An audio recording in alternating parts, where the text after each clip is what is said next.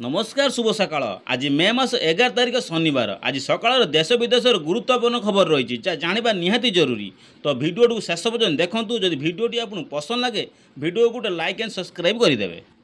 आसंता 4 दिन पर्यंत राज्य किछि स्थान में प्रबल वर्षा होवर संभावना अच्छी तेज 3 रु 4 दिन पर्यंत एपरी पाग रही संभावना रही है। भुवनेश्वर पाणीपाग विभाग पक्षर सूचना जारी करा जे आसंता काली मयूरभंज बालेश्वर केन्दुझर भद्रक केन्द्रापड़ा एवं जगतसिंहपुर जिले में वर्षा होवार संभावना रही है। समस्त जिले वर्षा परिमाण 7 रु 11 सेंटीमीटर रहिबो।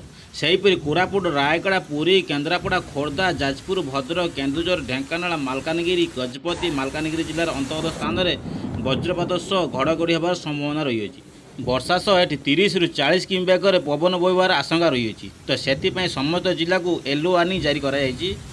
राज्य प्रथम पर्यायर निर्वाचन पर समस्त बेसर जमिला प्रचार साधारण जनता निकट होगापाई नेता माने हेलेनी मरांथन प्रचार। यार भितर ओडिशार जनता देखुं हाई वोल्टेज विशाल मेगा रोड शो एपटे राजधानी भुवनेश्वर प्रधानमंत्री मोदी विशाल रोड शो देखा मिलता बेले सेपटे राउरकेला देखा मिली बीजेडी वरिष्ठ नेता विके पांड्यान का रोड शो। राउरकेला बिश्रा छकु आरंभ हो पांड्यान का Virat road show. Pandian mega road show देखा हजार हजार लोग सामिल होती। राउरकेला रोड शो कर बीजेडी सांसद दिलीप तिर्की एवं विधायक प्रार्थी शारदा नायक विपुल संख्यार भोट दे जययुक्त करने अपील कर पांड्यान। हाँ आज्ञा देशर जनसंख्या अधा असुस्थकर कारण अन्य मानक छाड़ दियो लोक मैंने निज विषय में चिंता करते नहीं जितेबाला कि भारतर प्राय 50% रोग खाद्य द्वारा ही होता है।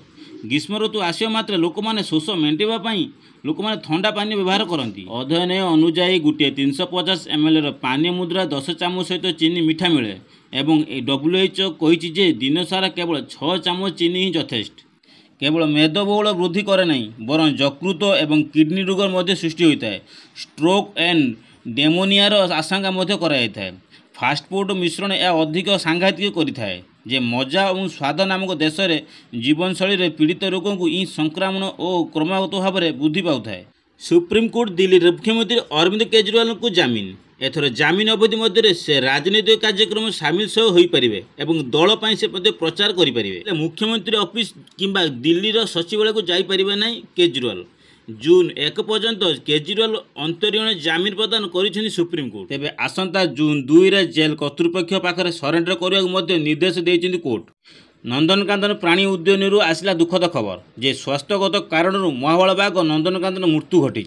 जे नंदनकानन 17 वर्ष बयस आखि बुझिला अंटार असुस्थ देखि सुस्थ शल्य विभाग डाक्तरखाना चिकित्सा करुले कि 3 मास हेब चली चिकित्सा। 2013 चंदगर नंदनकानन कर।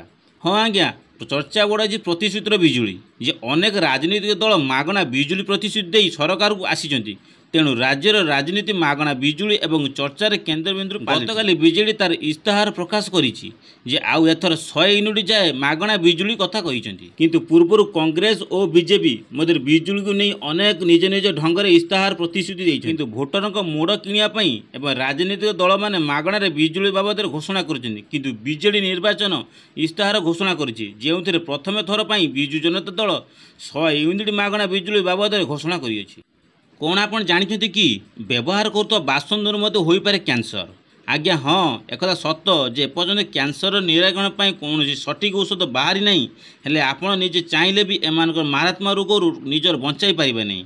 तो एपरी खुलासा समस्त आश्चर्य ही कर पूर्व गवेषणार एक जना पड़ा जे प्लास्टिक कैंसर एक प्रमुख कारण अटे जेबे प्लास्टिक नुहे एपरी बासन हो पारे कैंसर। बर्तमान प्रस्तुत होता बासन गुड़िक कार्सिनोजेनिक नामक एक विषाक्त पदार्थ व्यवहार होता है।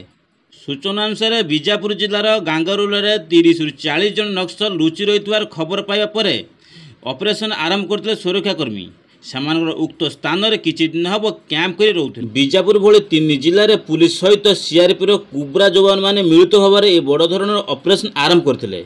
यह ऑपरेशन दायित्व नहीं पुलिस आईजी सुंदर राज पी।